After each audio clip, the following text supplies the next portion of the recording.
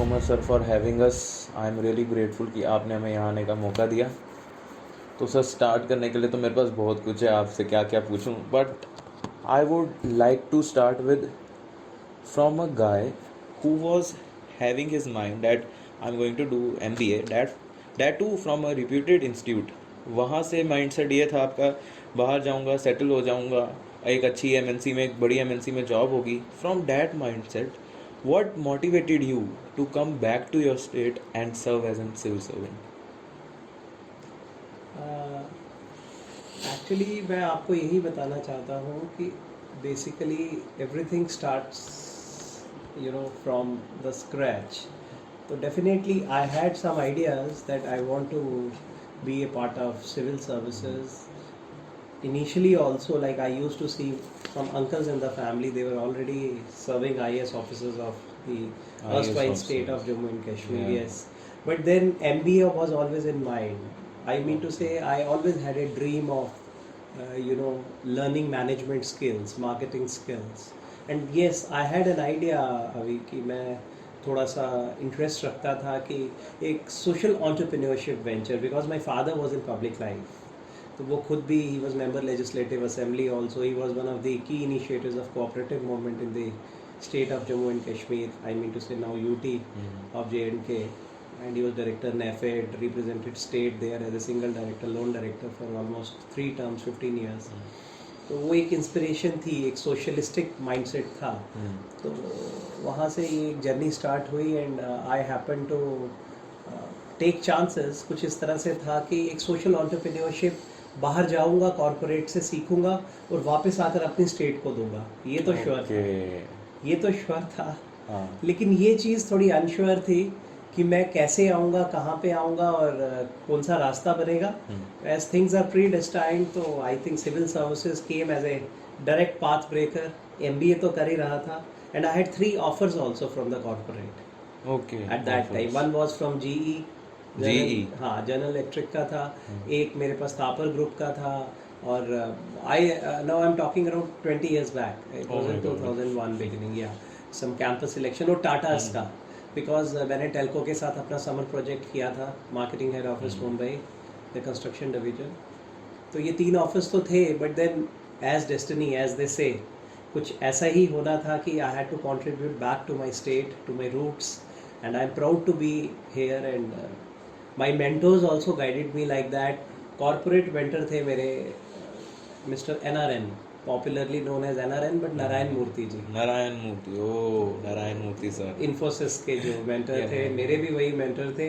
And मेरा जो एक रियल पुश मिला मुझे 2005 में मिला, when I happen to sit in reality with my mentor, that is Mr. Murthy. I sat with him in the year 2005 at his residence. This time you had cracked this. Yeah. Exam. I was already going through this journey of civil services. I was under secretary in the secretariat. From Kashmir I went all the way when we happened to fix an appointment, and I traveled all the way to Bangalore. That time Bangalore, now it's Bengaluru. So in Jayanagar at his residence we sat for almost 1 hour. I was with my mentor. And he really inspired me. This was the first time that you met him? First time I met my mentor, yes. I was already highly inspired. These were the 2 guys when we were pursuing MBA. Like, one was Mr. Murthy from India and Mr. Bill Gates from US. So these were the 2 people. But Mr. Murthy advised me one thing, taking my hand into his hand. He's such a humble personality. He said, look Mr. Amit, whatever little contribution you will make in your sphere of things, in your activity in civil services, will have a ramifying effect in times to come. If everybody hops over to the corporate, then who will take care of the system? Exactly. My city Bangalore is in shambles today because the planners were not visionary. See the traffic chaos, see the environmental issues, see other things. So this is how he pushed me, ignited me to contribute wherever I was. And that day until date, no looking back. So even in your IIM, when you were in IIM, तो आपका दिमाग में यही vision था that you have to serve for your state, now UT. Yes, in fact IIM also came in the midway only. It came in the year 12-13 only, when I was serving as additional secretary revenue department. So a course came, a wonderful course with a blend of people from PSUs as well as from the private sector. It was a course meant to create e-governance experts in the country. It was EP, GP, EG. And then we had rounds of interviews from all over the nation, from the corporate side, from the civil services, and there was a bunch of around 30 to 40 people who were chosen. They were given 1 year, that official training. It was a diploma, 1 year. So that was at IIM Indore, very exclusive course designed by DITI under Ministry of IT, Union Government, and it was supported by national, under NEGD, National E-Governance Division. So it was supported by all. So it was again a wonderful, that time my resolve became more strong. मुझे लगा कि बहुत कुछ हम कर सकते हैं. E-governance was always on my anvil. One of the Can you explain what is e-governance, because I don't have much idea about it.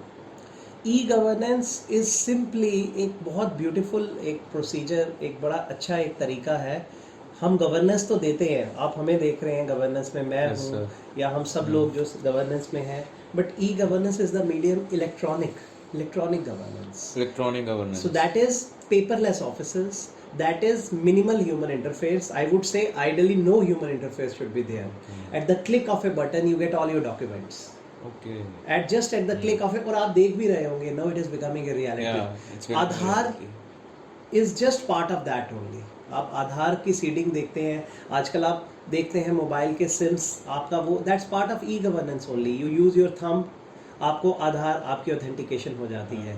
You use your thumb for taking ration supplies, because I was director food civil supplies also. So we push that EPOS. EPOS. E is again electronic point of sales machine, EPOS machines. Then you see in banks they are being used. So they're part of the e-governance mission.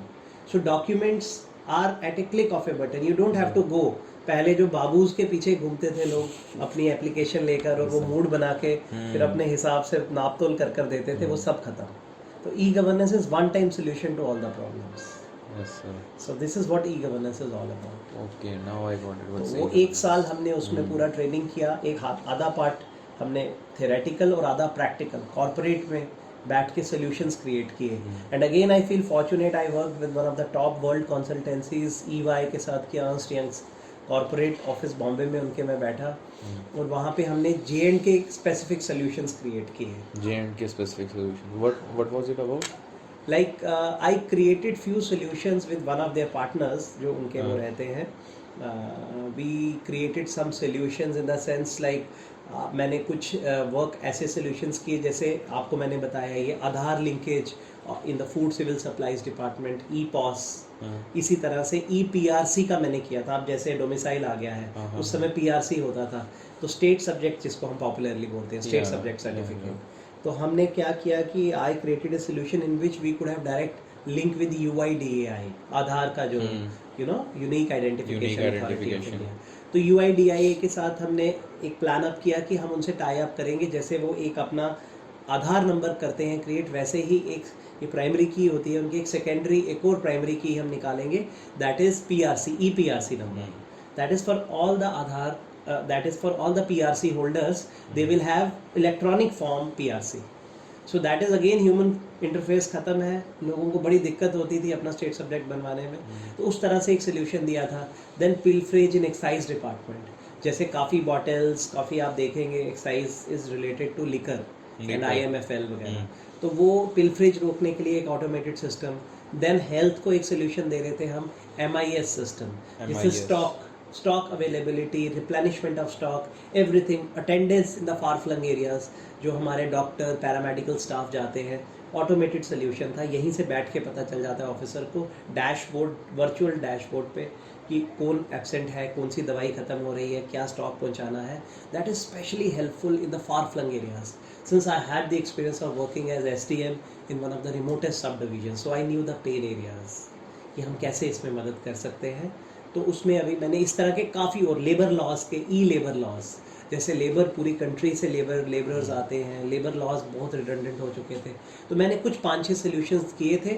और the then chief minister Shri Amar Abdullah थे, तो उनको आके हमने EY की national team के साथ एक प्रेजेंटेशन भी दिया था यहीं सेक्रेटेरिएट में. And everybody was very excited about all those solutions I created for the state while undergoing that IIM 1 year EPGP. Okay, sir. Okay. So, sir, I would like to take you back in your old days. तो sir जब rank 1 आई, usually कोई expect नहीं करता, मुझे नहीं लगता आपने expect किया होगा शायद रैंक 1 आएगी, बट रैंक 1 जब आई तो एक इंसान को शॉक लगता है रैंक 1 आई है। तो I want to know sir, how you came to know that you have achieved rank 1 in KS, मतलब कैसा एक्सपीरियंस था, कैसा था वो दिन, कैसे पता चला आपको ये? वो अच्छे, आपने एक बड़ा बढ़िया क्वेश्चन पूछा है और आप वाकई मुझे एक पूरी उसमें ले गए हैं, एक हिस्टोरिकल फेज में। मैं आपसे ज़रूर शेयर करूंगा और बड़ा इंटरेस्टिंग फैक्ट एक शेयर करूंगा। मेरे फादर एक बड़े एपिटोम थे एक पब्लिक लाइफ में, एक बिल्कुल जिसको बोलते ना, एक आचरण जो उनका था या उनका काम करने का नज़रिया, काम करने का तरीका था, चीज़ों को देखने का नज़रिया था, बड़े प्रैक्टिकल थे। And he was a, I would से, ए super success kind of man, filled with simplicity but with lot of conviction. तो उन्होंने मुझे उस समय एक बात कही थी, अभी मैं उनसे बोलता था जब सिविल सर्विसेज का एग्ज़ाम लिख रहा था और एमबीए के दौरान की बात है। तो मैं डैड से बात करता था कि आजकल तो करप्शन का ज़माना है, आजकल तो पैसे वैसे इधर आदान प्रदान ये वो। तो मैं उनसे वही बात करता था, मैंने कहा कि अरे ठीक है, एग्ज़ाम तो मैं दे रहा हूँ, बट द फैक्ट इज़ कि कौन सा कोई चांस है कि मुझे चांस मिलेगा। यहाँ तो बहुत से लोग करते हैं, लाखों लोग बैठते हैं और लाखों लोग पैसा भी लगा रहे हैं इनमें एग्ज़ाम्स में करने के लिए। और मुझे अपने पिताजी की अभी भी बात याद है, स्वर्गीय श्री बलदेव शर्मा जी। उन्होंने कहा, बेटा एक बात याद रखना कि ये ठीक है आपकी बात की करप्शन है, सब कुछ है, लेकिन जो टॉपर्स है ना उनको कोई छेड़ नहीं सकता, उनको कोई हाथ नहीं लगा सकता। टॉपर्स जो बॉर्डर लाइन के केसेस हों या कुछ हों, उनके साथ फिर भी फिडलिंग हो सकती है, पैसा वैसा चल सकता है, ये वो हो सकता है, बट जो फर्स्ट फ्यू होते हैं ना, जो टॉपर्स होते हैं या कुछ, उनको कोई भी हाथ नहीं लगा सकता सिस्टम में। और बस मैंने उनसे सुना और मैं उठा, मैंने कहा अरे आप बोलते हो टॉपर, जैसे कि मैं टॉपर होने वाला हूँ या मैं टॉपर्स में आऊँगा। मैंने कहा यहाँ पे सब चलता है, मैं तो अपनी एमबीए कर रहा हूँ, साथ के साथ ही एग्जाम लिख रहा हूँ, जैसे कोई बैंक पीओ लिखता है, जैसे कुछ करता है। तो आप इस टाइम आईआईएम में ही थे इस time? No, that time I was pursuing my MBA from business school university of Jammu. IIM में मैं 12-13 में गया हूँ। I realised by IIM dream after joining the services in the midway. Okay okay. उस समय मैं यहाँ से कर रहा था, business school university of Jammu. तो उस समय बोलते थे डिपार्टमेंट ऑफ मैनेजमेंट स्टडीज़। वहाँ पे भी खैर टॉप किया था, फिर वहाँ एंट्रेंस वेंट्रेंस और मार्केटिंग में मैंने अपना वो, खैर वो साथ साथ चल रहा था। तो मैं बोल के उठ गया, मेंस भी लिख दिया, इस तरह से चलता रहा था। और जब रिज़ल्ट आया तो मुझे कहीं से एक मैसेज पब्लिक सर्विस कमीशन से आया कि भैया आपका बहुत बढ़िया गया है एग्ज़ाम। मैं क्यूरियस था, श्रीनगर में उस समय चल रहा था। तो कहते आप ऑल इन ऑल हैं यहाँ पे। मुझे समझ नहीं आया, कोई senior officer public service commission के ऐसे ही इनडायरेक्टली मैसेज कर रहे थे, कहते आप आराम से बैठिए। मुझे समझ ही नहीं आया क्योंकि मेरा एमबीए का 4th सेमेस्टर का वाइवा हो गया था और जम्मू के इंटरव्यूज़ जो पीएससी पहले श्रीनगर लेकर आ रहा था बोर्ड उनका, फिर जम्मू में आ रहा था इंटरव्यू बोर्ड, तो उनको जम्मू में कमीशन ने लेना था। तो वो कमीशन के मेंबर्स जब जम्मू में लास्ट डे ऑफ इंटरव्यूज़ को मेरा इंटरव्यू हुआ था और मैं ऑलमोस्ट अपने बैग्स पैक कर बैठा था जीई में ज्वाइन करने के लिए दिल्ली। तो कुछ मेरे को कुछ इन्फेक्शन, 4 दिन के लिए रुका मैं, तो मैंने उनको मेल डाला कि मैं 1 हफ्ते के बाद आऊँगा। अच्छा। बस वो एक दौर था और वो नॉस्टैल्जिक मोमेंट ज़रूर मैं आपसे शेयर करूँगा। वो 25-26 जुलाई 2001 की बात है। हमें पता लगा कि पीएससी ने रात को मुबारक मंडी में ऑफिस होता था जम्मू में, पीएससी का ओल्ड जो महाराजा के आजकल वो हेरिटेज बिल्डिंग बन रही है। तो वहाँ पे होता था पीएससी का ऑफिस। पता लगा कि पीएससी ने मेंस और इंटरव्यू के मार्क्स जो है वो पेस्ट कर दिए हैं दीवारों के ऊपर। तब इतना इंटरनेट और ऑनलाइन नहीं था, 2001 की बात है। तो उन्होंने लिस्टें लगा दी हैं, कंप्यूटर तो चलते थे बट लिस्ट उन्होंने वहाँ पे लगा दी हैं, जस्ट टू इंश्योर ट्रांसपेरेंसी की कहीं कोई गड़बड़ ना हो जाए, रातों रात कोई चेंज ना करवा ले। पॉलिटिकल एरा था, तो वो पॉलिटिकल गवर्नमेंट्स थी। तो पीएससी चेयरमैन मिस्टर तैयब जी थे, he was a very upright person. तो जस्ट टू इंश्योर पूरी transparency in taking out the list, उन्होंने वहाँ पे दीवारों पे लगवा दिया। तो नेचुरली हमें पता लगा, हम सब भागे देखने के लिए। जैसे ये मुबारक मंडी के मुबारक मंडी के कॉम्प्लेक्स में अहाते में डिवकॉम ऑफिस भी वहीं पे हुआ करता था, डिविजनल कमिश्नर जम्मू ऑफिस। तो हम सब भी हम गए। तो जब हम वहाँ जाते हैं तो वो देखते हैं सब लोग वहाँ पे देख रहे हैं लिस्टें, कौन है मेंस, हर नाम के आगे नंबर, नाम के आगे उधर शोर मचा हुआ है, ये कोई अमित शर्मा, ये क्या है, इसके 1200 पता नहीं 95 वो मेंस है इफ आई एम करेक्ट, और उसके पता नहीं 237 है इंटरव्यू, तो ये तो बहुत ज़्यादा नंबर ले गया, सबसे ये लड़का कौन है? वो मैं छोटा सा, मैं पीछे खड़ा हूँ, I was the youngest also coincidentally in my list. मैंने कहा भैया पीछे हो, पीछे हो। कहते चल छोटे लड़के पीछे हो जाते। मैंने कहा मैं हूँ अमित शर्मा। हाँ। कहते आप हो अमित शर्मा? फिर लोगों ने ऊपर ही उठा लिया। कहते ये तो बहुत मतलब नॉस्टैल्जिक मोमेंट। तो 26 की शाम की बात है ये, और फिर एवरीबॉडी सेड आप तो बहुत आगे हैं पूरे बैच से। तो और बढ़िया बात मैं आपको यही बताऊंगा, अभी ट्रिब्यूट है to my father wherever from heavens he is watching and listening and seeing all his. It was a tribute to him because 27 जुलाई 2001 को ये लिस्ट अखबार में पब्लिश होती है, and that coincidentally happened to be his birthday. Oh my God. So this was a tribute to my father on that day, and I could recall his beautiful words कि जो toppers होते हैं उनको कोई हाथ नहीं लगा पाता। और बाद में पता लगा कि शायद it was not only top but a path and record breaking kind of top between me and the second rank. I think there was a humongous more than 100 marks gap, because आपको पता है कि exams elimination के होते हैं, एक एक दो दो का डिस्टेंस होता है, बट पहले और दूसरे का इतना डिफरेंस था। वो पिताजी के वर्ड्स बिल्कुल वो सेट बैठे कि आपके मार्क्स ही इतने ज़्यादा आ जाए, और मेंस में मेरे इतने मार्क्स थे, इंटरव्यू में तो मिलते जुलते बहुतों के थे। वो that took me far ahead of the whole batch. तो सेकंड रैंक तक मोर देन 100, आई थिंक 110-20 मार्क्स का गैप, फिर वही सेकंड थर्ड अप टू 210 जो 210 ऑफिसर्स थे, 1 2 1 2 1 2। बट वो एक सीढ़ी चढ़ी थी, और this was a tribute. My father never went for any favours in public life. Everybody said आपकी शर्मा साहब कमाई, और फिर लोग कहते थे यही कमाई है जो wherever the sun has reached and whatever he has got in life. Excellent sir. आपकी सच में वो लाइन बड़ी मैंने कहीं सुनी थी ना, दूर दूर तक कोई नहीं। आपके ऊपर वो लाइन पूरी तरह सूट करती है सर। चलिए, ये ऊपर वाले की माता सरस्वती की एक कृपा है, और आई थिंक जो घर की फाउंडेशन थी वो बड़ी हेल्प करती है। बिकॉज मेरे को याद है, मैं अभी I was in 10th standard जब मेरा पहला आर्टिकल यहाँ की लीडिंग न्यूज़पेपर डेली एक्सेलशियर में एज ए मिडल आया था। I still remember the caption, India a nuclear super power. That is a country which holds the potential to become a superpower, but because of few reasons, social, economic, blah blah blah। एक simple सा article एक youngster का 9th-10th में पहली बार एक leading newspaper में आता है, and that was the beginning of the journey, and I never look back after that. तो this is how I started, and I built my foundation. I never had a habit of sitting hours together like that. बड़े workaholic होते हैं, बड़े diligent होते हैं बच्चे उस तरह से। तो फ्रैंकली स्पीकिंग आई ऑलवेज चलते फिरते ही पढ़ाई हो जाती थी। अपने साथ के जो यंगस्टर्स थे उनको मैं पढ़ाई देता था, अकाउंट्स वगैरह। I was a commerce student through 11th 12th BCom MBA। तो मैं उनको बेचारे गरीब जो बच्चे अफोर्ड नहीं कर पाते थे, उन फ्रेंड्स को मैं पढ़ा देता था। रणवीर हायर सेकेंडरी में थी मेरी schooling 11th 12th, and that too Ranbir again appeared into positions after 8 years। बड़ी नोटोरियस रेपुटेशन बैड हो चुकी थी रणवीर की। 8 साल बाद वो पोजीशंस में आया। एवरीबॉडी वॉन्ड मी कॉमर्स सब लोग जैन स्कूल में करते हैं, why are going to Ranbir higher secondary. I was roll number 1 there because of my 10th merit। तो बट इन कॉमर्स तो happen to top, and again history got. आज भी बच्चे जाते थे, बोलते थे आपका रोल ऑफ ऑनर्स पे नाम है। तो आई मीन टू से वो चीज़ बड़ी पुश देती थी, एंड उस समय भी मैं यंगस्टर्स को, अपने साथ के कंटेम्प्रेरी फ्रेंड्स को, कभी अकाउंट्स पढ़ा रहा हूँ, कभी कुछ कर रहा हूँ, इसी बहाने मेरी भी पढ़ाई होती रहती थी। who could not afford tuitions। That's really great of you sir। But sir, कि मैं ये जानना चाहूँगा, जब आपको रिजल्ट पता चल गया था, जब ये सब हो गया, सेलिब्रेशंस हो गए, उसके बाद because I was searching on internet but there is not much data available what happens after you clarify cares which is the academy where are the what is the probation period. so how was the probation period, and most importantly I personally want to know where was your first posting? Okay, again it's very interesting, everything has a anecdote behind it। but चलिए, मैं आप क्योंकि पूछ रहे हैं elaborately, तो I would love to share। Yes sir। Probation हमारी state की एकेडमी है, वी कॉल इट इम्पार्ड। हाँ, institute of management and public administration. अब रूरल डेवलपमेंट भी ऐड हो गया, तब सिर्फ इम्पा होता था।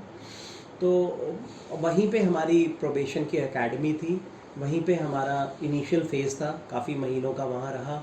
फिर उसके साथ साथ हमारे कुछ कंपोनेंट्स थे जो हमने अकाउंट्स ट्रेनिंग इंस्टीट्यूट में काटने थे। What is the name of the academy sir? J&K Institute of Management and Public Administration and Rural Development, IMPARD। It's in Kashmir। No, it is in both the places. Okay, it's in both One is in places. Jammu and हाँ, one is in Kashmir. Jammu में अभी सिद्रा में है. सिद्रा में. उस समय ये होता था हायर्ड कॉम्प्लेक्स था, जेडीए के ऊपर होता था, जहाँ जेडीए का ऑफिस अभी भी है ना एग्जिस्टिंग, जो बाहू प्लाजा वाले पीछे वाले कॉम्प्लेक्सेस में रेल हेड पे, तो वहाँ पे होता था. तो इम्पार्ट में हमारी ट्रेनिंग चली, उस समय इम्पा की ट्रेनिंग थी. वो कुछ महीने हमने वहाँ पे की, प्रोबेशन, मस्ती भी की, प्रोबेशन भी की, सीखा भी, जो सब एक उसमें आ गए थे. मेडिकल हुआ, फिर वो ट्रेनिंग हुई, और वो होने के बाद फिर हम पुलिस एकेडमी में एक कंपोनेंट था 1 हफ्ते का, उसी साल इंट्रोड्यूस हुआ था. वो 1 हफ्ता हम पुलिस एकेडमी में रहे, बिल्कुल वो उस्ताद लोगों के साथ घोड़े भी चलाए, वो सब भी सीखा. अकाउंट्स एकेडमी थी, वहाँ पे हम गए, अकाउंट्स का, डीडीओज़ का, अकाउंटिंग का सीखा. इस तरह से हमारी फिर एक हफ्ता कोर्ट्स में हमारी अटैचमेंट रही, जो हमारे सिविल कोर्ट्स होते हैं. 1 हफ्ता हमारी पुलिस स्टेशन में अटैचमेंट रही, 1 हफ्ता डिप्टी कमिश्नर ऑफिस में थी.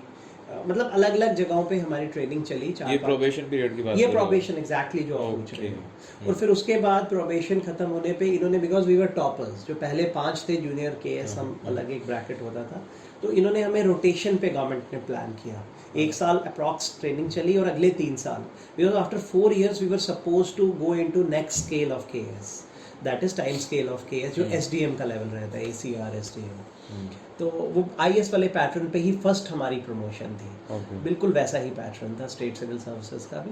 तो वो रूल्स डिफाइंड थे, appointment were all together different. बाकी फीडिंग कार्डर बोलते हैं, जैसे कोई तहसीलदार लगेगा, अंडर सेक्रेटरी लगेगा, डीएसपी लगेगा, या कुछ लगेगा, अकाउंट्स ऑफिसर, वो अलग होता है. ये junior KS is all together different bracket. उनको फीडिंग कार्डर्स बोलते हैं, इनको एक मतलब जूनियर केएस बोलते थे उस समय. अब तो junior KS is normal, after 2008 rules modify हो गए, तो junior KS is. In which you were? हाँ, In which you were? आप कौन से वाले में थे? हम लोग पिछले रूल्स के अंडर थे अच्छा, 2001 में. हाँ. तो उसमें junior KS was a very special category, that was meant only for the toppers, जितनी सीट्स रिजर्व रखते थे 4 या 5. तो Okay. हमारे में भी 3 ओपन थी, 2 कैटेगरीज की थी, तो 5 लोग हम थे. तो वो हमें इन्होंने रोटेशन रखी. बाकी तो फीडिंग कार्डर्स में अलग अलग थे, तो इन्होंने कहा कोर सर्विसेज में आपको रोटेट करेंगे. लाइक अंडर सेक्रेटरी सबसे पहले इन्होंने, मेरी जैसे थी, मैं अपनी बताऊंगा. My first posting as you wanted to know was tehsildar. Tehsildar. हाँ, डिप्टी कमिश्नर ऑफिस जम्मू में. Okay. तो वो मेरा पहला कंपोनेंट था. फिर सेकंड मेरा अंडर सेक्रेटरी का था, हाँ. सेक्रेटेरिएट में. दे सेड कोर सर्विसेज में आपको ट्रेन करेंगे. हाँ. Third was block development officer, BDO, जो फील्ड का देखते हैं. और फोर्थ मेरी पोस्टिंग थी ईटीओ, एक्साइज टैक्सेशन ऑफिसर. तो ये 4 कंपोनेंट्स इन्होंने रखे थे प्राइमरीली मेरे. तो मैं आपको ये बताना चाहता हूँ कि इस चीज़ में मेरी पहली, I still remember that was a wonderful posting in the sense कि डॉक्टर पवन कोतवाल, जो आजकल हमारे प्रिंसिपल सेक्रेटरी रेवेन्यू और एफसी रेवेन्यू का भी चार्ज है सर के पास, तो he was my deputy commissioner Jammu. He's an IS officer? He's IS officer, he's He's son an of the IS. soil. Okay. He's basically by profession a doctor and a wonderful human being. One of again my mentors in the services. तो उन्होंने काफ़ी push दिया मेरे जाते. उन्होंने कहा अमित आपको मैं थोड़ा अनकन्वेंशनल काम दूंगा. उन्होंने एक पोस्ट खाली थी तहसीलदार रिकवरी की. तहसीलदार रिकवरी जम्मू की. तो वहाँ पे कोई हाथ ही नहीं डालता था उस पोस्ट पे. अच्छा. इन द सेंस उसको जैसे हमारे में बोलते हैं ना, ड्राई टाइप पोस्टिंग थी. नोबडी यूज्ड टू, वो तभी खाली रहते थे वो स्लॉट्स. उन्होंने कहा अमित आप जाओगे? मैंने कहा बिल्कुल सर, आप हैं. तो he was full of positivity. ने कहा आपको जो सपोर्ट चाहिए. मैंने गराज से, आई रिमेंबर, वो बिली की जीप होती थी, एक पुरानी टाइप की जीप. बिली की जीप, हाँ. आपको याद होगा. याद है सर. तो एक जीप गराज से प्रोक्योर करवाई. Deputy commissioner Jammu told garages provide me one. फिर हमने क्या करना होता था, recovery under land revenue act करनी होती थी डिफॉल्टर्स से. जो बैंक के डिफॉल्टर्स होते थे, लोन ले रखे होते थे और भाग भगोड़े होते थे, उनको पकड़ के उनसे पैसे रिकवर करने होते थे अंडर लैंड रेवेन्यू एक्ट. अच्छा, ये आपका जॉब था. Wasted with these powers, tehsildar recovery. तो हमने एक यूनिक सी, नायाब सी एक्सरसाइज शुरू की. आई टुक द लीड. मैं खुद ही रिकवरी की टीम बना के अपने 2-3 लोगों की, आई यूज टू गो एंड एक जगह पे जाके सीधा ही किसी के दुकान पे चले जाना, किसी उस एरिया के कंसर्न पुलिस थाने के जो एसएचओ थे उनको साथ ले जाके, हथकड़ी वगैरह उन्होंने हाथ में रखनी, just to create an impact. मेरा नोटिस हाथ में कि भैया पैसे दे रहे हो कि अरेस्ट होना है. अब पूरी मार्केट में एक बदनामी का डर होता है. ये वो कितने हैं सर? उन्होंने कहा आपके 50,000 है. आपका ये You were making the Nayak film in reality. अरे first posting you know you are always pumped up You and are always pumped up. Yes, sir. इतनी रिकवरी होनी शुरू हो गई, वो कहते हैं 50 नहीं सर मेरे पास 30 ही है, मैं कहा चलो 30 ही दो, चलो भाई इसकी रसीद काटो, जीआर काटो। तो इस तरह से करते करते हमने फिनोमिनल रिकवरी कर ली उस फेज में 3-4 महीनों में। 15-20-25 लाख अब मुझे याद नहीं है, लेकिन वो इतनी ज़्यादा अप्रिशिएट हुई वो रिकवरी कि आई रिमेंबर हमारी स्टेट के द देन सीएम मुफ्ती सैयद साहब होते थे, जी सर। श्री मुफ्ती मोहम्मद सैयद जी, तो उनकी एसएलबीसी मीटिंग थी, state levels banker committee meeting. वहाँ पे ये पॉइंट अप्रिशिएट हुआ कि जम्मू में एक तहसीलदार रिकवरी आए हैं, उन्होंने लाखों की रिकवरी करवा दी है। और वहीं डिसीजन हो गया, CM told concern deputy commissioner हमारे जो थे, आप इनको जितनी पावर्स दे सकते हो दो, और ये डिसाइड हुआ कि जो एजीएम लेवल की पावर्स है बैंकर्स की, वो आप इनमें वेस्ट कर दो कि ये वेव ऑफ कर दें 50% यू नो इंटरेस्ट, लेकिन रिकवरीज इसी पेस पे करवाते रहे। What is AGM, sir?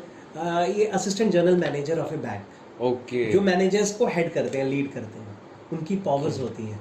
तो उन्होंने कहा ये पावर्स आप इन्हीं को दे दीजिए, तो ताकि इतनी स्पीड से रिकवरी होती रहे और हिस्ट्री बनती रहे। मतलब इतने उस समय ये वेव आ गई रिकवरी की, क्योंकि बड़ा यूनिक स्टाइल था। वहीं पे उस एरिया की वो पुलिस टीम गाड़ी में बिठाई, अपनी विली में खुद आगे गए, बस मौके पे पहुंच गए, जिसको कहते हैं ना स्पॉट पे, वहीं पे बस सर जाके नायक मूवी चल रही है ये। तो दैट वाज ब्यूटीफुल। और फिर जब मैंने वो रिकवरी का रोल ख़त्म किया, फिर सर ने मुझे एक इंस्पेक्शन दे दी पूरे जम्मू डिस्ट्रिक्ट की, सारी जितनी भी नियाबत्स थी, जितने भी पटवार खाने थे। और तब जम्मू डिस्ट्रिक्ट बहुत बड़ा था, सांबा भी इसी में था। अच्छा, Jammu first wild district was, हाँ बिल्कुल, वो घगवाल तक जाके था, और यहाँ पे अखनूर पलांवाला उधर तक जाके था। मतलब it was a huge humongous district. तो मेरे को मैंने एक दो अच्छे रेवेन्यू ऑफिशियल्स पकड़े जो उर्दू में एक्सपर्ट्स थे, उनको लिया, और जगह जगह मैंने कहीं पे खत चली पे, कहीं पे कोई, कहीं पे वो बोले लगा के पूरे एक रजिस्टर की तसल्ली से हमने इंस्पेक्शन की पूरी जम्मू डिस्ट्रिक्ट की। Tehsildar is otherwise only a tehsil, but जितनी भी तहसीलें थी जम्मू में उस समय, बहुत तहसीलें थी, सांबा तहसील थी, वो तहसील, सांबा वाले तहसील, नॉट ए डिस्ट्रिक्ट। तो इस तरह से दूर दूर तक जाके अखनूर तहसील थी, कोई तहसील थी। तो मेरा कहने का मतलब है, इतनी बड़ी मुझे अभी भी याद है, कंप्यूटराइज रिपोर्ट पे 80-90 पेज की, या मोर देन दैट, मैंने डिप्टी कमिश्नर जम्मू को प्रेजेंट की थी before my tenure of tehsildar was getting over. Okay. तो वो आपने क्योंकि पहली पोस्टिंग बोली, तो मतलब it was a memorable beginning, memorable posting, career में एक बहुत बढ़िया पुश मिला था मुझे। बिल्कुल सर। This is how I started off with my first level up. और सेकंड में फिर अंडर सेक्रेटरी जेएंड के रेजिडेंट कमीशन में दिल्ली में चला गया था, दिल्ली में, जो पृथ्वीराज रोड है। Okay. Again that was very different, liaisoning between all departments and union departments, president house तक जाते थे। तो मतलब बहुत हिस्टोरिकल चीजें हैं। बट आपने क्योंकि पहली का बोला, तो आई डिस्क्राइब यू। नहीं, मुझे तो पहली बहुत इंटरेस्टिंग लगी, पूरी नायक मूवी आ रही sir. So, when I was going through one of your social media handle, I think it was Facebook. Okay Okay. And many newspapers also. आपके तो आर्टिकल्स आते रहते हैं सर। हाँ, नहीं चलो, वो जो तो होती है, कुछ प्रेस रिपोर्टिंग भी रहती है जहाँ जहाँ हमने तो काम किया। वो जो आर्टिकल्स आ रहे थे sir, when I was going through them, हर जगह कोई भी पोस्टिंग हो आपकी, मैंने देखा है Amit Sharma paid surprise visit, Amit Sharma paid surprise visit, whether you are associated hospitals administrator, associated hospitals GMC Jammu, या कोई और पोस्टिंग हो आपकी, आप हर जगह इतने सरप्राइज विजिट देते थे सर। मैं ये पूछना चाहूँगा sir, being senior KS officer, you can easily just sit in your cabin and give orders to your junior or anyone else कि आप देख लो, आप जाके ये कर लो। लेकिन मैं फर्स्ट टाइम देख रहा हूँ कोई KS officer, senior KS officer खुद जाके ये सरप्राइज विजिट करता है सर। सो मैं ये जानना चाहूँगा, व्हाट मोटिवेट्स यू टू पे surprise visit yourself? First of all I would से I do the work my own way. मेरा अपना तरीका क्या है, जब तक आप 100% खुद इन्वॉल्व नहीं होते, तब तक आप कभी भी उस लेवल का सक्सेस या उस लेवल का कंट्रीब्यूशन नहीं दे पाते पब्लिक के लिए, which is actually expected out of you. This is purely my conviction. What I saw in my family, first of all, everything begins at home. Charity also begins at home, as they say. तो मैंने अपने father को देखा, यही उनकी शैली थी, public life में थे, किस तरह से वो उठ के खुद हर एक का पेन के साथ काम करवाने जाते थे। आई टोल्ड ऑलरेडी, मेरे 2 अंकल्स थे, they were senior civil servants of the state those days, 70s, 60s, 50s, 80s, 90s। तो उन्होंने वो पंडित हरिराम शर्मा थे, HR Sharma sahab he retired से as secretary general department in 75 as IAS officer. Similarly छोटे थे ID Sharma साहब थे, ID शर्मा तो साहब. He was also commissioner secretary many department, चाहे वो हेल्थ था, चाहे एक्साइज कमिश्नर रहे, बहुत से डिपार्टमेंट्स के रहे, होम सेक्रेटरी भी रहे J&K के. तो वो दोज वर वेरी, उन्होंने बड़े highest stand, deputy commissioner Jammu उस जमाने थे 79-80 में, तब 2-3 डिस्ट्रिक्ट होते थे, तो they had set highest standards. तो I thought to carry forward the same legacy, that is one. And second is, मैं एक पोस्टिंग देखी थी as SDM Dudu Basantgarh. That was a turning point of my career. When this happened? It came in 2009, December 2009. 9 to 11. 9 to 11. 2 साल पूरे, दिसंबर ये आपके 2011. दिल्ली से आने के बाद हुआ ये सब? हाँ, दिल्ली से आने के बाद बहुत छोटी छोटी पोस्टिंग्स और भी बहुत जगह रहा. हाँ. इससे पहले मैं जम्मू टूरिज्म हैंडल कर रहा था. I was deputy director Jammu tourism. Okay. उसके बाद मैं गया SDM डुडू बसंतगढ़. तो वो एक बड़ा पसमानदा इलाका था, बहुत फार फ्लंग एरिया था. अभी रोड कनेक्टिविटी के भी चैलेंजेस हैं, और वहाँ मैं पहाड़ों पे दौड़ता था, पब्लिक दरबार लगाता था. वो मतलब that was all together a different kind of contribution, because हम गरीब लोगों को क्या चाहिए होता है, उनकी बड़ी बेसिक रिक्वायरमेंट्स हैं.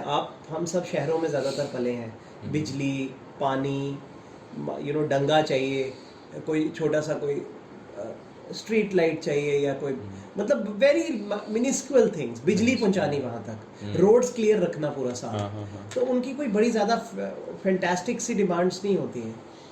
तो what I mean to tell you कि उस फेज में मैंने देखा कि जब तक आप खुद दौड़ोगे नहीं, लोगों के लिए खुद अपने आप पीछे लग कर नहीं काम करवाओगे, काम नहीं होंगे. और वहाँ पे मैंने जब लोगों का दर्द समझा, तो मैंने ये सोच लिया, क्योंकि अब आगे जाकर HOD लेवल पे जाएंगे अलग अलग जगहों पे, और हुआ भी जब अलग अलग पोस्टिंग्स देखी. तो चाहे मैं डायरेक्टर फूड सिविल सप्लाईज था, चाहे मैं MD सिडको था, चाहे मैं डायरेक्टर लैंड रिकॉर्ड्स था, या इवन स्पेशल सेक्रेटरी था मैं एनिमल चीफ हस्बेंड्री में, या ट्रांसपोर्ट में, और आज जैसे फॉरेस्ट में. तो मैं ये बिलीव करता था कि हमें, we don't have to stick to our chairs. हमें कुर्सी के साथ चिपक कर नहीं बैठना है, खासकर इस पोजीशन पे. हमें खुद जाना है. एक तो हमने अपने ऑफिसर्स का भी दर्द पता चलता है, चैलेंजेस पता चलते हैं, वो किन चैलेंजेस से जा रहे हैं फील्ड ऑफिसर्स हमारे, और at the same time public की पल्स पता चलती है, what they feel, how things are being done by my particular officials और ऑफिसर्स इन द डिपार्टमेंट, और क्या इम्प्रूवमेंट का स्कोप है. तो जब तक आप सरप्राइज विजिट्स या फील्ड विजिट्स ना करो, you don't tend to understand. और अगेन इसमें मेरे को मेंटोर, आप सुन के आपको अच्छा लगेगा, एक हमारे स्टेट के चीफ सेक्रेटरी रहकर गए हैं, Shri Phunsong sir. Phunsong sir, he is from Ladakh, Leh, अभी भी शायद वहाँ की यूनिवर्सिटी के वो, he is the vice chancellor, very active आज भी. वो सेकंड हाई कमिश्नर थे UK में, इंग्लैंड में. वहाँ से रिपैट्रिएट होकर आए थे, J&K काडर के IAS थे. तो एक बार रात को लेट नाइट कट मोशंस थे. Those days I used to be under secretary agriculture. I am talking, I think long back, 5-6 की बात होगी, if I am correct. Okay. Long back. तो हम कुछ कट मोशंस उनके पास रात को 2 बजे जा रहे हैं. उन्होंने बेल्ट लगाई थी, टॉवल लगाया था, बट वो साइन कर रहे हैं अपने ही रूम में. मुझे अभी भी याद है, सेक्रेटेरिएट में नीचे उनका रूम था. तो मैंने सर को बोला, मैंने कहा मतलब हम क्या बोलते हैं, such a senior, he was financial commissioner agriculture those days. From there he went on to become chief secretary थोड़े दिनों के बाद ही. तो of J&K state that time. Sir से मैंने कहा कि एडवाइजरी कभी उनसे पूछी, तो उन्होंने कहा, अमित लुक, पोस्ट आप ये याद रखना कि go to the field, even if you are a secretariat officer, don't become a बाबू.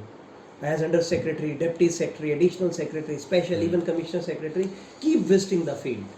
जब तक आप फील्ड में नहीं जाओगे, फील्ड की पोस्टिंग में तो जाना ही है, सेक्रेटेरिएट की पोस्टिंग में भी मूव आउट करो. दिस इज द सक्सेस मंत्र I am sharing with you.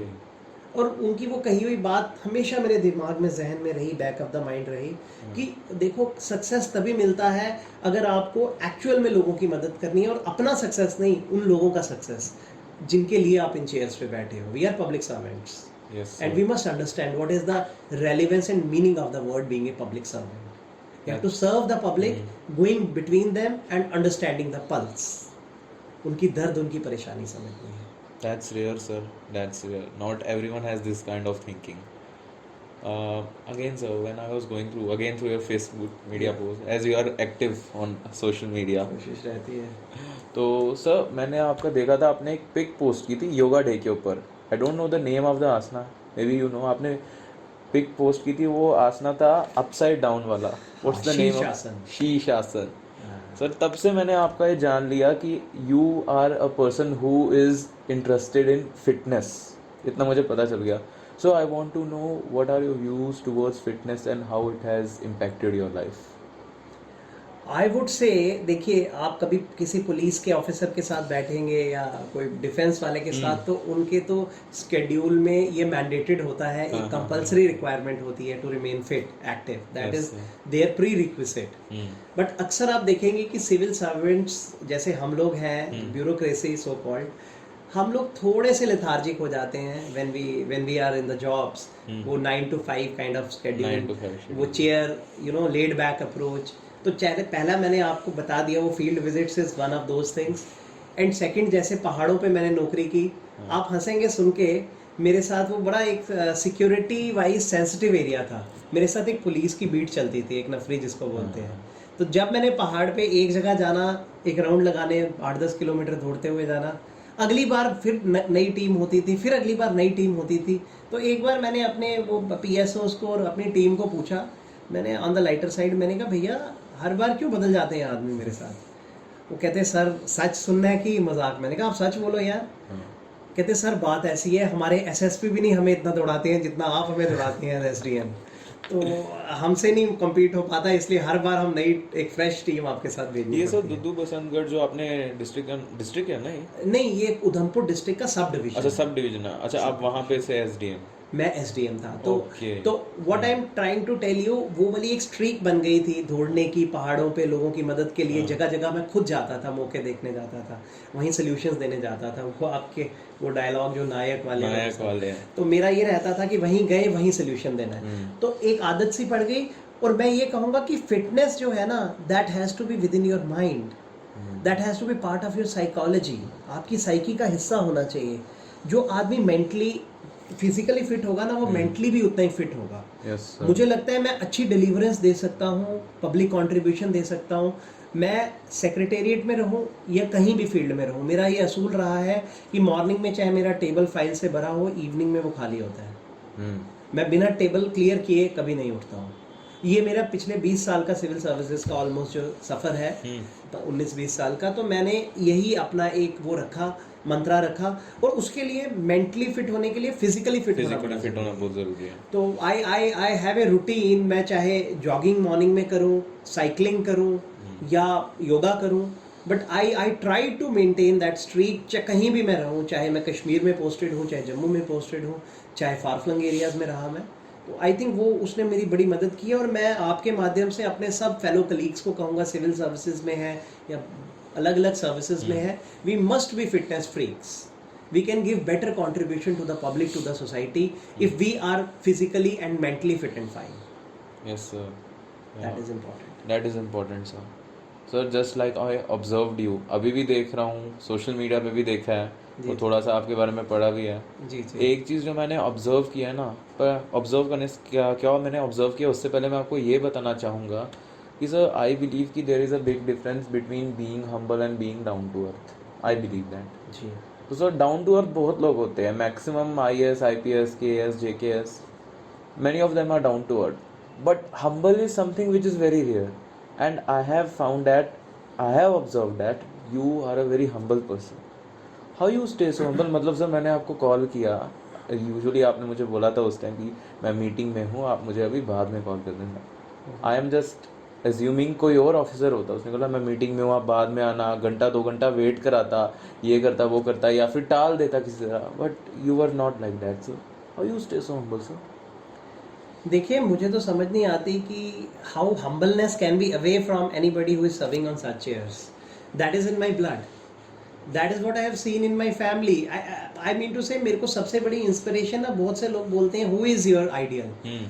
तो मैं कहता हूँ मुझे doors, I am so fortunate कि मुझे अपने डोर स्टेप से बाहर जाने की जरूरत नहीं है.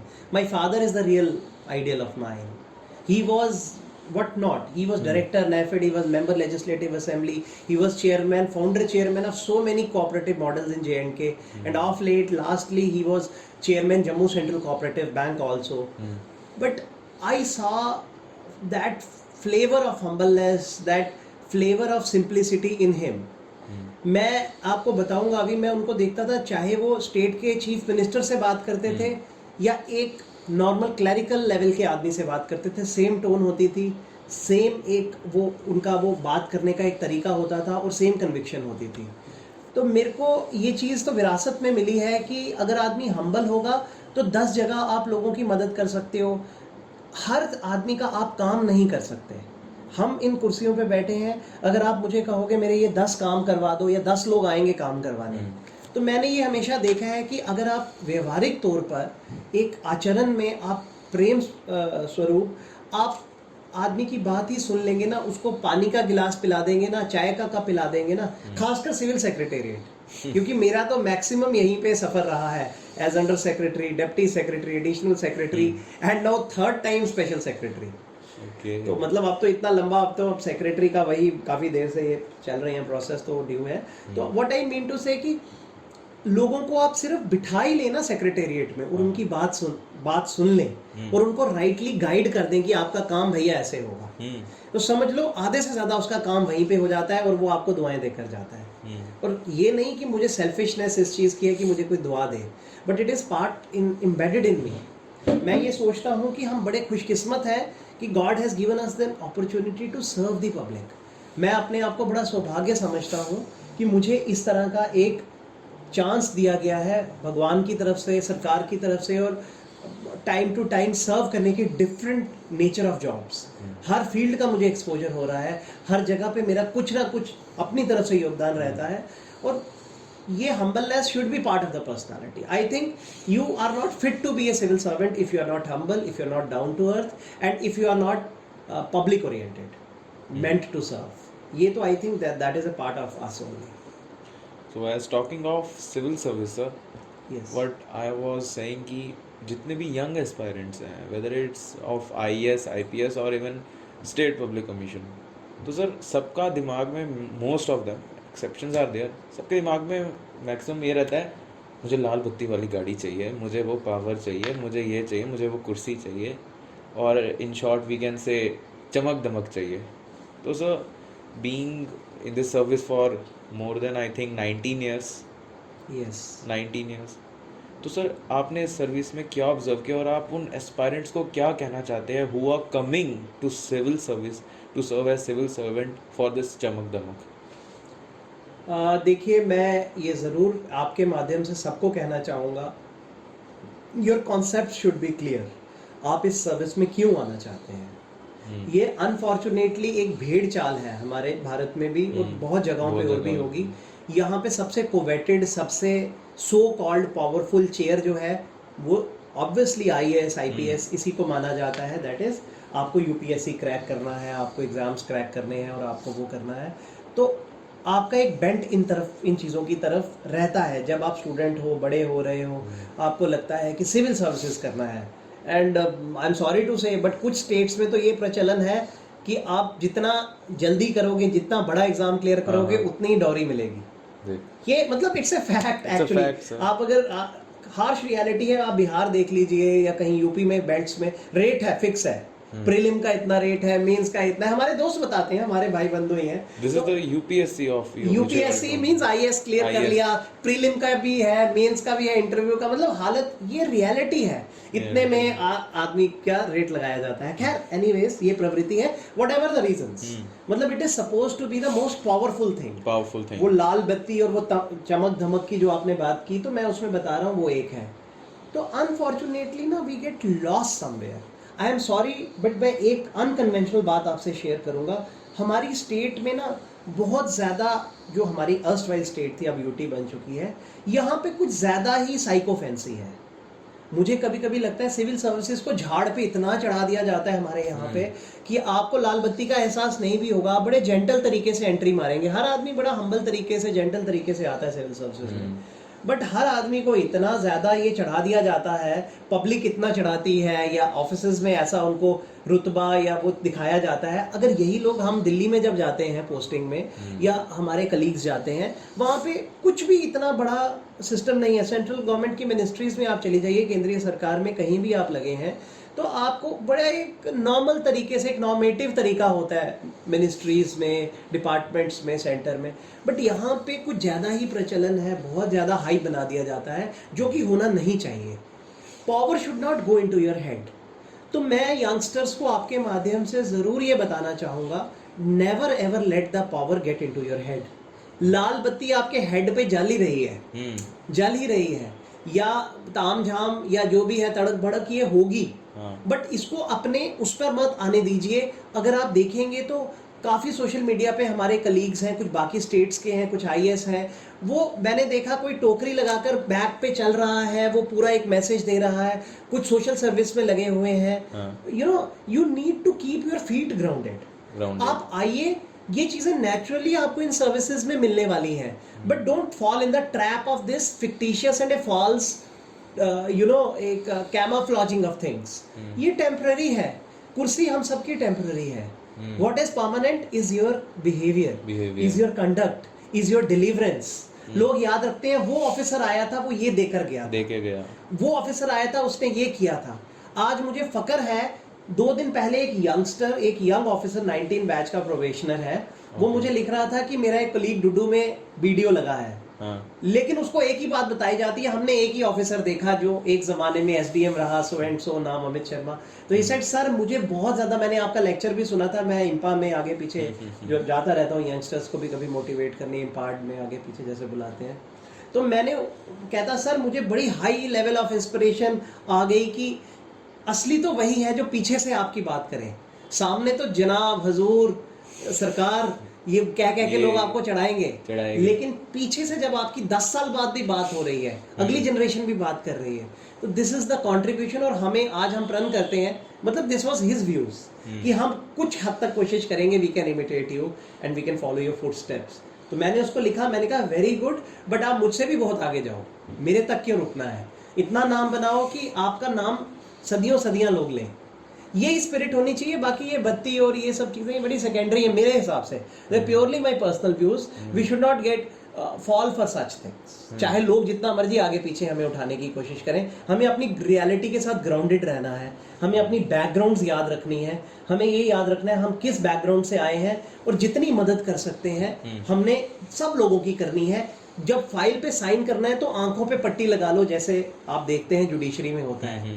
यू नो, कहते हैं इंसाफ होगा, तो पट्टी लगा लो. आपने ये नहीं देखना है कि ये आदमी किस रिलीजन को बिलोंग करता है, किस कास्ट को बिलोंग करता है, किस कल्चर को बिलोंग करता है. बस ये रिमेंबर करो कि क्या फाइल का मेरिट है, क्या रूल पोजीशन है, और कैसे हम उसकी दिल खोलकर भरपूर तरीके से मदद कर सकते हैं. यही एक सक्सेस का मंत्र है, यही सबसे बड़ी लाल बत्ती है, और यही सबसे बड़ी तामझाम है. अगर आप ये कर पाए तो आपको रात को नींद भी अच्छी आएगी, और आप अगले दिन फिर फ्रेश होकर अपने आप को एक्टिव करके फिजिकली और मेंटली कंट्रीब्यूशन के लिए तैयार हो जाएंगे. यही मेरा मंत्र है. This is what I want to share with the youngsters. If they want to come here, they should come with this spirit. आपको कभी ऐसा लगता है सर कि ये जो लाल बत्ती है, अभी तो नहीं लगता होगा मेरे ख्याल से, इनिशियल डेज में कभी ऐसा लगा ये लाल बत्ती सर पे चढ़ रही है, I have power, specially during your नायक डेज? तो उस टाइम से कभी आपको ऐसा लगा पावर मेरी चढ़ गई है सर पे, कि बस मेरे पास ही पावर है, मैं ही कर सकता हूँ सब कुछ? Was there any kind of moment like this? मुझे coincidentally, thanks to almighty and thanks to my elders, as I told you in the family, मैंने ये चीज़ें घर में पहले से शुरू से देखी थी. मुझे ये चीज़ें मैंने अपने फादर की सिंप्लिसिटी देखी थी, मैंने उनका कंडक्ट देखा था, और वो यही मुझे हमेशा से बोलते थे कि जितना हम्बल रह सको, ग्राउंडेड रह सको, हर पोस्टिंग पे कंट्रीब्यूशन दो. कभी मत सोचो कि मेरे पास क्या आया है, ये सोचो कि मैंने देना क्या है. और मैंने उनको देखा, आप इस लेवल की, जब मैंने घर में एक ग्रूमिंग ली है.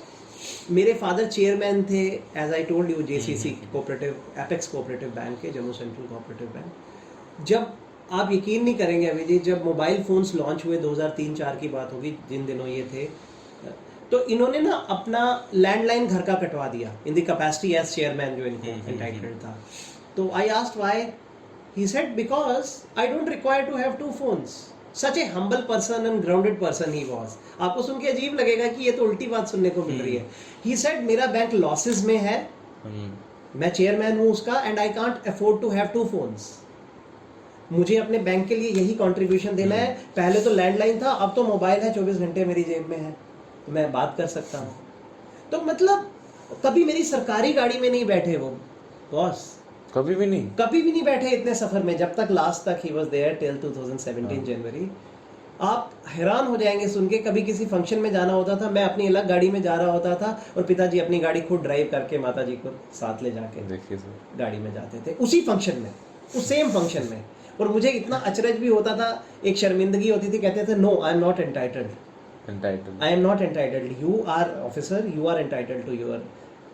और हमने भी वही सीखा, हम भी उनकी गाड़ी में नहीं बैठते थे फिर। You know, values actually gets exchanged. They automatically get exchanged. तो हमें घर में इतने practical lessons मिले, सीखने को मिला। कभी कोई ऐसा मोमेंट मुझे याद ही नहीं पड़ता कि पावर सर पे आ गई हो या कुछ आ गई हो, क्योंकि हमने ये देखा कि पावर जो होती है ना, वो आपके विदिन होती है, ऑरा आपके अंदर वो समाया हुआ होता है। आपकी पर्सनालिटी ही बताती है कि आपके अंदर क्या है। आपको वो एग्जिबिट करने की जरूरत नहीं है, सिर पे चढ़ाने की जरूरत नहीं है। आपको अपना काम करते जाना है सिंप्लिसिटी के साथ, अपने आप आपकी पावर की। और आपको मैं आज एक बड़ी बात बताऊं, हमारी पावर हमारे पेन में है, हमारी पावर हमारे ऑर्डर्स में है, हमारे लिखने में है, हमारे कंट्रीब्यूशन में है। हमारी पावर दिखाने वाली पावर नहीं है। बस जो आदमी ये समझ के काम करेगा वो कभी उसके हेड पे नहीं आ सकती। And I feel blessed to be of that mindset. और मैं प्रे करूंगा कि ये हमेशा टिल द लास्ट, मैं कहीं भी रहूं, किसी भी लेवल पे काम करूं, बस इसी स्पिरिट के साथ ऑलमाइटी भी मुझे ब्लेस करता रहे और बड़ों का भी आशीर्वाद रहे, और इसी संस्कारों से मैं आगे बढ़ता रहूं। और सर थैंक्स टू ऑलमाइटी कि आपके घर में ऐसा एनवायरनमेंट था कि आपको कभी ऐसा कुछ एक्सपीरियंस करना नहीं पड़ा, कभी हुआ भी नहीं ऐसा। और सर कुछ ऐसे होते हैं एस्पायरेंट्स जो नए होते हैं सर्विस में, जिन्होंने कभी ये चीज़ देखी नहीं होती है, उनके सर पे ये चीज़ चढ़ जाती है या सर, तो वो क्या कर सकते हैं सर इस चीज़ से डील करने के लिए?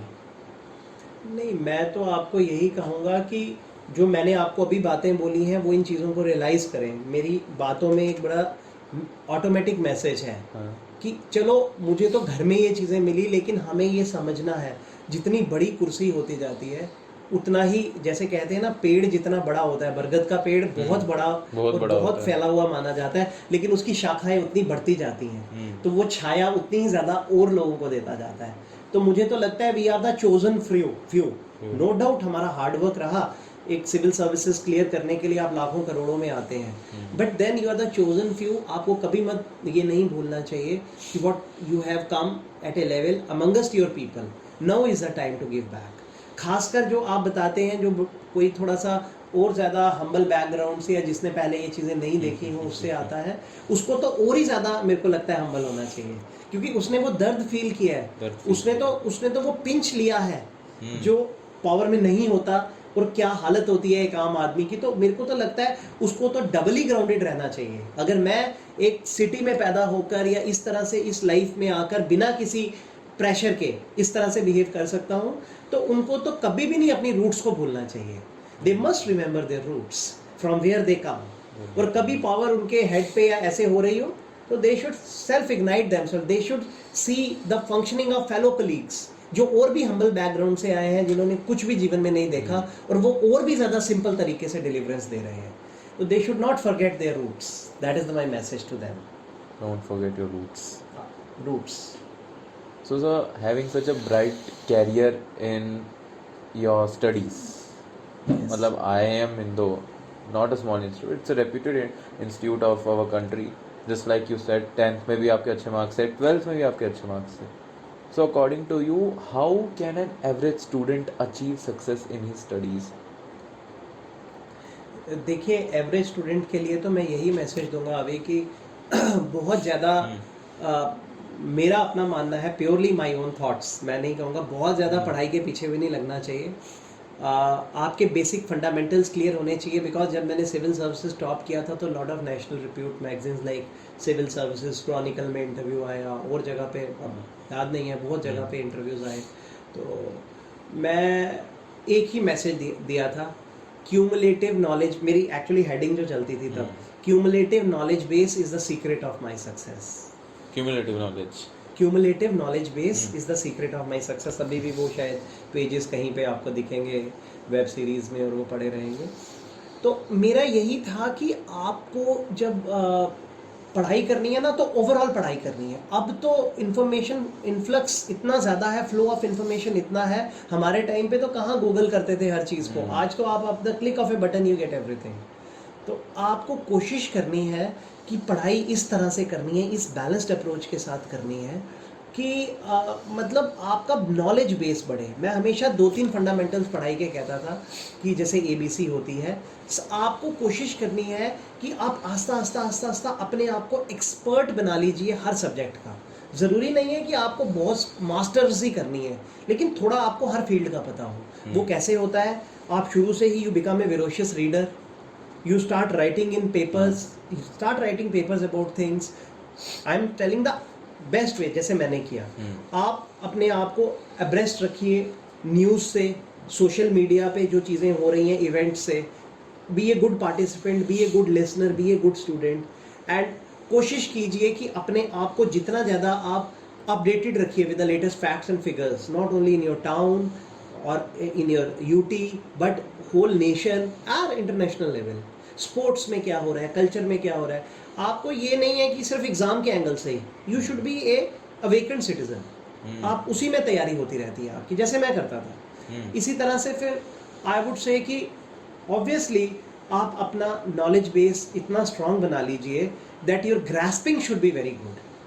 यू नो द फंडा गोज लाइक दिस, आपकी ग्रास्पिंग पावर बड़ी स्ट्रांग होनी चाहिए, चीज़ों को ग्रास्प करने की हैबिट डाल लीजिए।